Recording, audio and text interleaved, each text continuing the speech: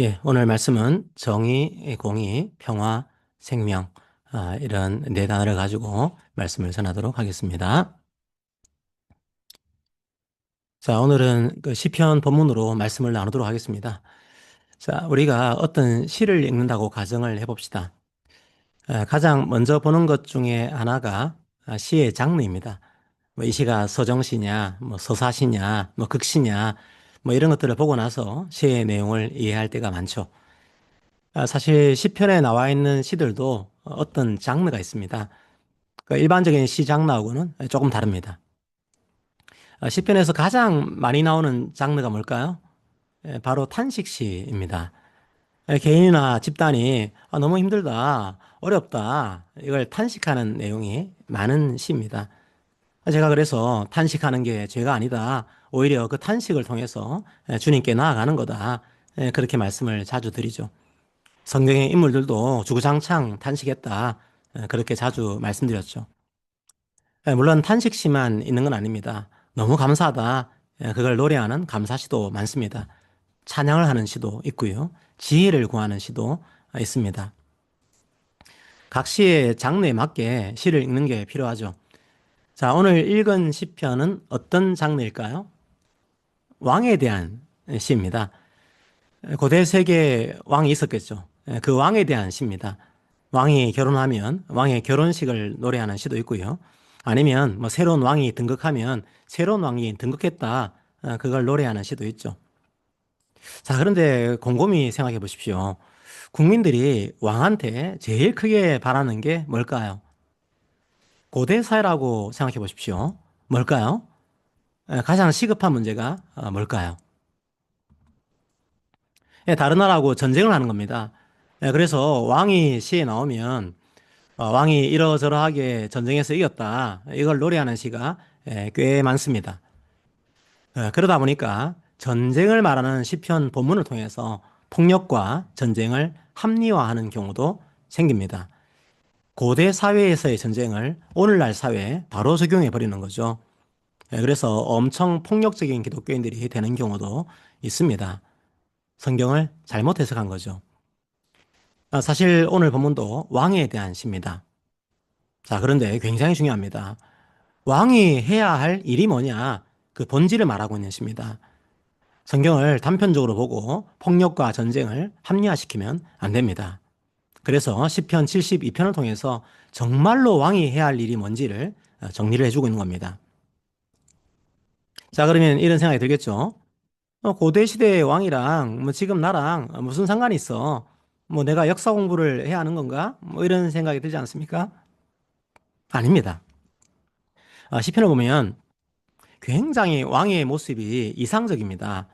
현실에서는 없을 것 같은 왕이 등장합니다. 결국 시편에서의 왕도 예수님을 보여줄 때가 많습니다. 어떻게 이 땅을 다스리고 섬길 것인가 그 모습을 예수님께서 보여주신 거죠. 그러면 우리는요, 예수님이 어떻게 이 땅을 섬겼는가 그걸 보고 우리도 이 땅을 섬기는 겁니다. 일종의 왕의 대리인이죠. 그러니까 오늘 본문도 우리를 향한 본문입니다. 우리는 세상을 섬기는 존재입니다. 어떻게 섬겨야 할까요? 시편에서는 어떻게 세상을 섬기고 있을까요? 자, 이런 본문도 묵상할 필요가 있습니다. 우리는 성경을 편식할 때가 참 많습니다. 나 너무 힘들어요. 주님 도와주세요. 그것만 볼 때가 많죠. 예, 맞습니다. 그런 탄식시와 감사시도 시편의 중요한 장르입니다. 하지만 동시에 우리의 이웃도 힘들어요. 우리가 어떻게 그 이웃을 섬겨야 할까요? 우리가 어떻게 왕이 되신 주님의 모습을 본받아서 이 땅에서 살아가야 할까요? 자, 이 질문도 던질 필요가 있습니다. 왕에 대한 시도 시편의 중요한 장르인 겁니다. 성경은 하나님 사랑과 이웃 사랑을 항상 동시에 말합니다. 오늘 시편 본문을 통해서 우리가 어떻게 세상을 섬기기 원하는지 그 깨달음을 얻는 시간이 되기를 바랍니다. 아까 말씀드린 것처럼 왕이 그 등장하는 시편은요, 전쟁의 이미지가 많이 등장합니다. 백성들을 위해서 싸우는 왕의 이미지가 나오죠. 신약의 관점으로 보면 그 원수가 사람이 아니라 죄와 사망, 그리고 그걸 주관하는 영적 세력이라는 걸 알게 되죠. 자, 그런데 전쟁을 해야 할 원수들을 지금도 어떤 민족이나 사람으로 오해하는 경우도 많죠. 그래서 성경을 그런 식으로 끼워 맞추는 경우가 있습니다. 그런데 고대 사회에서는 오죽했겠습니까? 그냥 왕 그러면 싸워서 이기는 사람 이렇게 단순하게 볼 위험성이 많습니다. 그래서 시편 72편은 왕이 도대체 뭘 하는 사람인가 그 본질을 말하고 있습니다. 도대체 왕이 그 땅을 다스리는 이유가 뭘까요? 4절 봅시다. 그가 가난한 백성의 억울함을 풀어주며 궁핍한 자의 자손을 구원하며 압박하는 자를 꺾으리로다. 왕이 왜 이 땅을 다스리고 있을까요? 4절에서는 뭐라고 말합니까? 가난한 백성이 억울한 일을 당하기 때문이죠. 궁핍한 백성들이 압박을 받기 때문이죠. 자, 여기서 궁핍한 그 백성은 정말로 가난한 백성들을 말합니다. 하루하루의 삶을 자기 스스로는 살아갈 수 없는 사람들입니다. 타인에게 전적으로 의존하지 않으면 생존할 수 없는 사람들입니다. 그러다 보니까 사람들이 무시하겠죠. 노동 착취를 당할 수도 있고 직장에서 괴롭힘을 당할 수도 있겠죠. 그런 궁핍한 사람들이 그 땅에 많기 때문입니다. 자, 그런데 가난한 백성은 누구를 말할까요? 조금 더 심리적이고 사회적인 의미를 담고 있습니다. 사회적으로 고통받고 있는 사람들입니다. 심적으로 눌려 있는 사람들이죠. 그래서 영적으로 탈진되어 있는 사람들입니다. 그러니까 가난한 백성, 궁핍한 백성은 누구를 말하고 있는 겁니까? 영적으로, 사회적으로, 경제적으로 스스로의 힘으로는 일어설 수 없는 사람들입니다. 도와줄 사람이 없는 겁니다. 왕한테 가는 것 말고는 방법이 없는 사람들입니다. 그래서 왕한테 왔습니다. 그런데 그 왕이 그런 백성들을 보면서 됐고 그냥 집에 가라. 그러면 어떨까요? 오히려 그 사람의 상황을 무시하고 깔보면 어떨까요? 백성들의 마지막 보루가 바로 왕입니다. 왕 말고는 도와줄 사람이 없는 거죠. 성경은 뭐라고 말합니까? 바로 그 사람들을 섬기는 것이 왕의 본질이다. 그렇게 말하고 있는 겁니다. 바로 왕이 해야 할 일을 우리 주님께서 이 땅에서 이루신 겁니다. 그리고 이제 우리가 그 주님의 일을 해야 하는 겁니다. 우리를 왕 같은 제사장이라고 하지 않습니까? 왕이신 주님의 일들을 이 땅에서 하는 사람들입니다. 최근에 어떤 뮤지션이 앨범을 냈습니다. 그 자기 동생이 방송에 틀어박혀 있었습니다. 사실 그 동생은 도움을 요청할 힘도 없었습니다. 동생을 그냥 두면 안 될 것 같았습니다. 그래서 마음이 텅 비어버린 동생에게 손을 내밀고 함께 걸었습니다. 그 과정을 담은 앨범이 나온 것 같았습니다. 그 오빠가 바로 왕의 일을 한 겁니다. 그 동생의 텅 빈 마음을 채워준 거죠. 그래서 그 동생을 살린 겁니다. 그리고 그 노래가 사람들의 마음을 울렸습니다. 왜 이런 단순한 노래들이 사람들의 마음을 움직였을까요? 실제 우리 주위를 보십시오. 마음이 가난한 사람들이 많기 때문입니다. 궁핍한 사람들이 많기 때문입니다. 정말로 경제적으로 힘든 사람들도 많을 겁니다. 아니면 영적으로 눌린 사람들도 많을 겁니다. 이 치열한 경쟁 사회에서 참된 자유를 누리지 못하는 사람도 많을 겁니다. 바로 그런 세상에서 왕이 해야 할 일이 뭡니까? 1절을 봅시다. 하나님이여 주의 판단력을 왕에게 주시고 주의 공의를 왕의 아들에게 주소서. 왕이 해야 할 일이 뭡니까? 백성들이 왕에게 뭘 달라고 기도하고 있습니까? 주의 판단력입니다. 주의 공의입니다. 판단력은 보통 정의라고 번역을 많이 하죠. 그러니까 왕이 가지고 있어야 할 중요한 속성은 정의입니다. 공의입니다. 자, 그런데 표현을 잘 보십시오. 누구의 정의입니까? 누구의 공의입니까? 주의 정의입니다. 주의 공의입니다. 무슨 말입니까? 정의와 공의는 하나님의 성품이라는 겁니다. 그래서 주님의 마음을 왕에게 달라고 기도하는 겁니다. 내가 내 마음대로 판단하는 것이 아니라 주의 마음에 합하도록 정의와 공의를 달라고 기도하는 겁니다. 정의가 뭡니까? 정의는 보통 제대로 판단하는 걸 말합니다. 이게 옳은지 그른지를 공정하게 판단하는 거죠. 자, 그런데 공의는 뭡니까? 공의는 올바른 관계를 말하는 겁니다. 뭐 이렇게 생각할 필요는 없습니다. 공의는 남을 무시하지 않는 겁니다. 남을 불쌍히 여기고 해코지하지 않는 겁니다.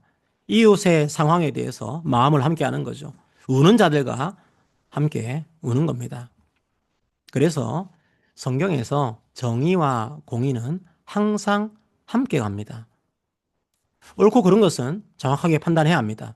그 사람의 외모나 재력에 현혹되면 안 됩니다.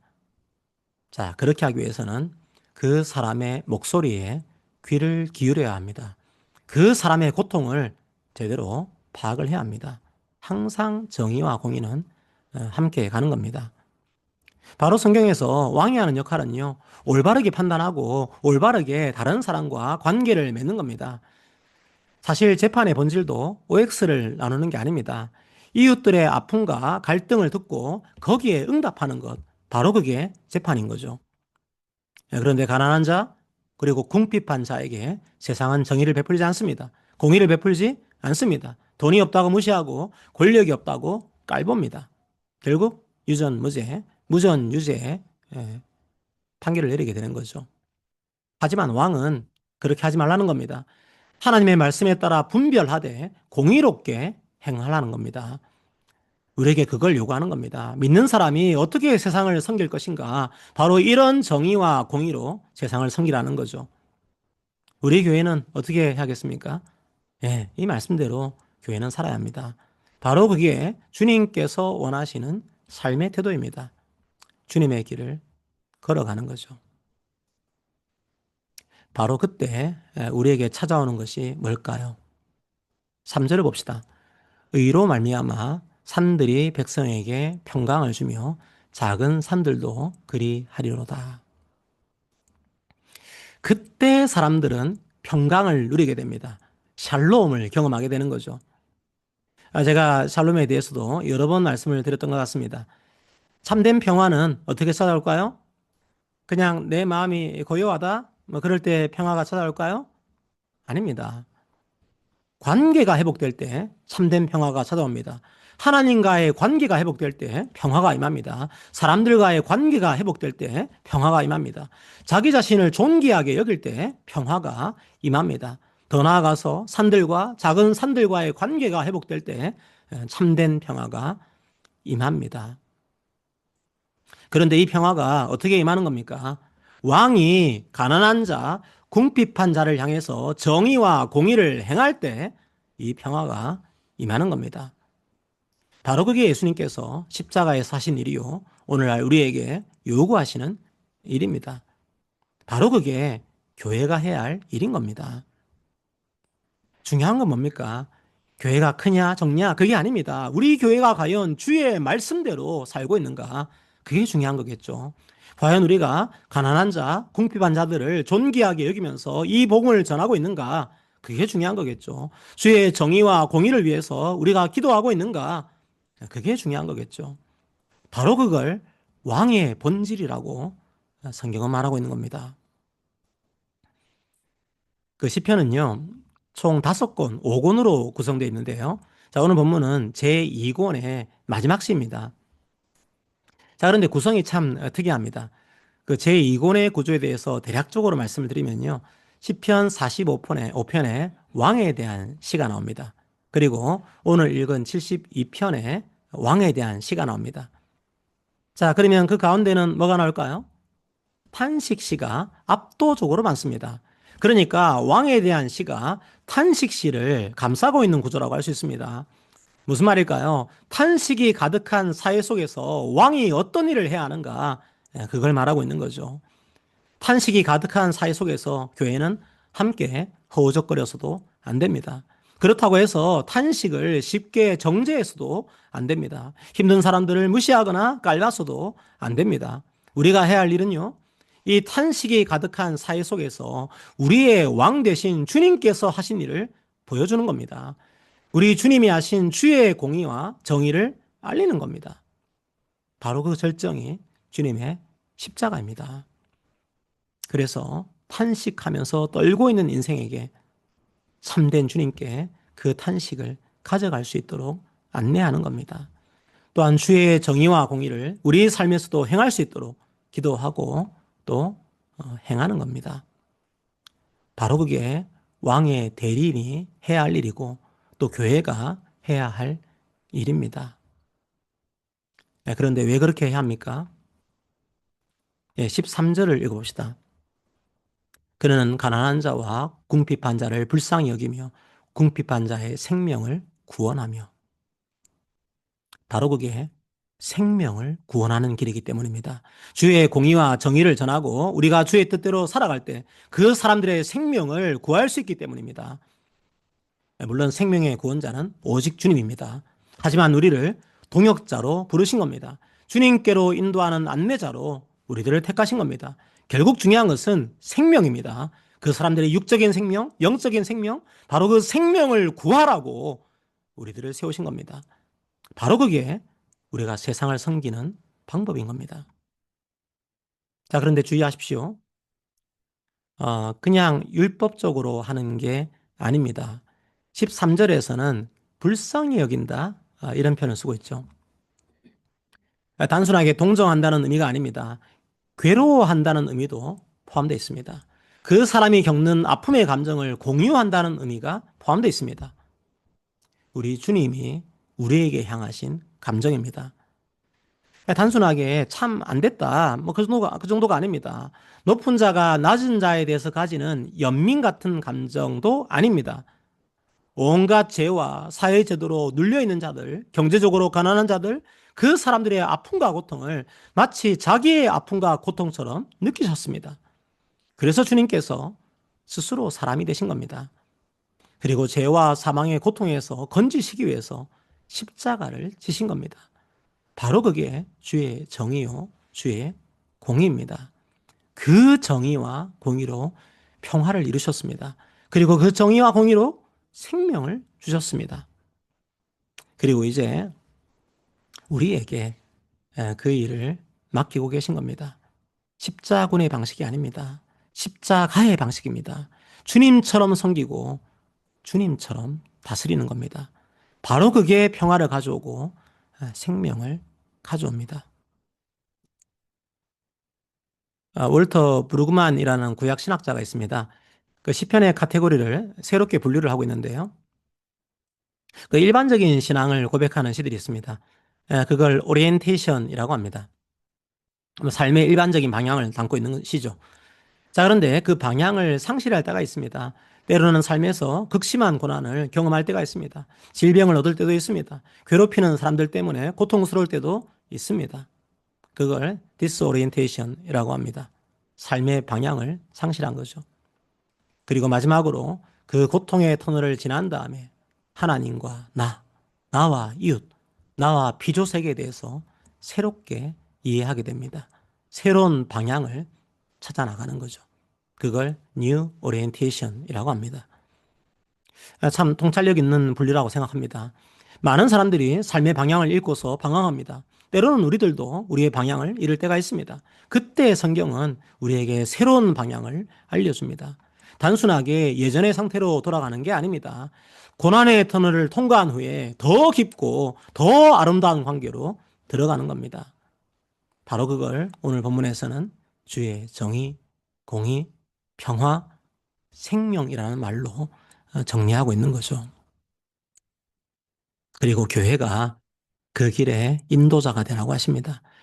삶의 방향을 상실한 이들과 함께 아파하는 사람들, 그리고 그들에게 주님의 길을 보여주고 함께 그 길을 걸어가는 사람들, 저는 바로 그 사람들의 모임이 교회라고 생각합니다. 지금도 온 세계에서는 포성 소리가 그치지 않습니다. 그 전쟁의 한가운데에서 방향을 잃고 울고 있는 사람들이 많을 겁니다. 지난 4월 16일은 세월호 참사가 일어난 지 12주기가 되는 때였습니다. 함께 울어도 부족한 상황에서 유가족들을 혐오하는 목소리를 들으면서 너무 충격을 받았던 기억도 납니다. 교회는 그런 모임에 동참하면 안 됩니다. 우리 주님은 어떻게 하셨을까 생각하시면 쉽게 분별할 수 있습니다. 교회는 이렇게 디스오리엔테이션 된 사회에서 눈물이 있는 정의로 나아가야 합니다. 주님의 십자가 사랑으로 나아가야 합니다. 그리고 평화를 노래해야 합니다. 그래서 아프지만 힘들지만 함께 살자, 그렇게 외쳐야 합니다. 주님께서 이 평화와 이 생명을 위해서 십자가를 지셨다 노래해야 합니다. 우리도 주의 정의와 주의 공의를 함께 손잡고 주의 성령의 은혜로 살아내야 합니다. 혹시라도 방향을 잃고 헤매시는 분들이 있습니까? 주께서 인도하시기를 기도합니다. 그리고 그 고난의 터널을 지난 다음에 방황하는 다른 인생들의 손을 잡고 주님께서 보여주시는 새로운 길로 인도하는 복된 인생이 되시기를 주님의 이름으로 축복합니다. 아멘. 이렇게 우리가 이런 교회 되기로 합니다. 우리 찬양합시다.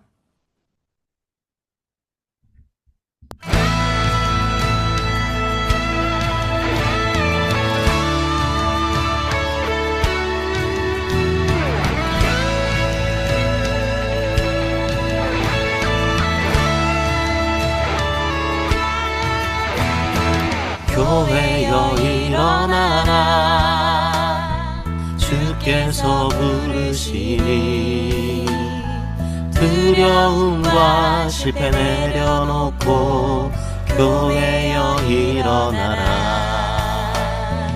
교회여 일어나라, 주께서 보내시니 우릴 부르신 삶의 자리에서 교회여 일어나라. 우린 세상의 빛, 하나님의 편지, 주의 교회를 통해 세상이 주를 보리라. 일어나라, 아버지 사랑으로, 아버지 능력으로 서로 하나 되어 그 빛을 비추라. 노래하라 아버지의 사랑을, 아버지의 크심을 이 삶의 노래로 주님을 나타내라. 일어나라.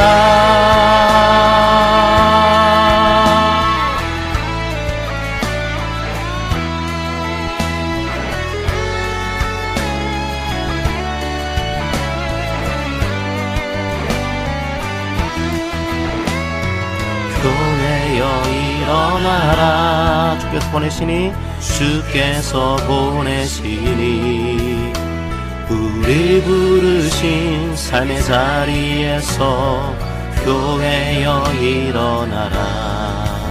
우린 세상의 빛, 하나님의 편지, 주의 교회 통해 세상이 주를 보리라. 일어나라 아버지 사랑으로, 아버지 능력으로 서로 하나 되어 그 빛을 비추라. 노래하라 아버지의 사랑을, 아버지의 크심을 이 삶의 노래로 주님을 나타내라. 일어나라 아버지 사랑으로, 아버지 능력으로 서로 하나 되어 그 빛을 비추라. 노래하라 아버지의 사랑을, 아버지의 크심을 이 삶의 노래로 주님 힘을 나타내라. 일어나라.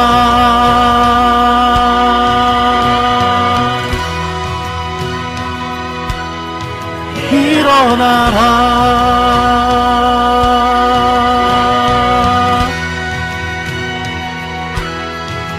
일어나라.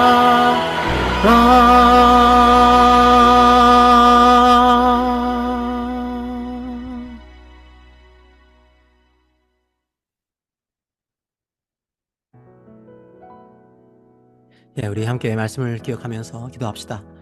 왕 중의 왕이 이 땅에 오셨습니다. 주님은 공의와 정의로 이 땅을 다스렸습니다. 십자가의 사랑과 부활의 능력으로 우리를 죄와 사망의 권세에서 건지시고 생명을 주셨습니다. 이제 교회에게 왕이 되신 주님의 대행자로 이 일을 맡기셨습니다. 주님 외에는 의지할 것 없는 인생들을 향해서 이제 우리가 주의 정의와 주의 공의를 말하기 원합니다. 그래서 참된 평화와 참된 생명으로 인도하는 자들이 되기를 바랍니다. 칼과 창을 들고 나아가지 않게 하시고 오직 주의 십자가를 지고 그 사랑과 그 능력으로 나아가게 하옵소서. 우리 교회 가운데도 정의, 공의, 평화, 생명이 충만하게 하옵소서. 함께 오늘 말씀을 기억하면서 기도하겠습니다. 기도합니다. 예, 함께 우리가 서로가 서로에게 권면하도록 하겠습니다. 사랑하는 성도 여러분, 주의 공의를 우리가 노래하기를 기도합니다. 주의 정의를 우리가 외치기를 기도합니다. 그래서 참된 평화를 누리기를 축복합니다. 참된 생명을 살아내는 자들이 되기를 축복합니다. 지치고 고단한 인생을 정의와 공의의 길로 인도하며 함께 그 길을 걸어가는 자들이 되기를 축복합니다. 아멘. 예, 금주의 말씀은 시편 72편 1절 말씀입니다. 사실은 시편 72편 1절 말씀은 다윗이 솔로몬을 위해서 하는 기도라고 알려져 있습니다. 자, 그래서 이 왕을 보통 다윗, 왕의 아들 솔로몬으로 이해하지만 또 이것들이 또 주님을 또 상징하고 있고 또 한편으로는 지금 주님을 왕으로 섬기고 있는 우리들을 또 상징하고 있는 겁니다. 그래서 우리에게, 우리 교회에게 이런 정의와 공의를 주시옵소서, 이런 기도가 되는 거죠. 함께 우리 시편 72편 1절을 함께 읽도록 하겠습니다. 하나님이여, 주의 판단력을 왕에게 주시고 주의 공의를 왕의 아들에게 주소서. 아멘.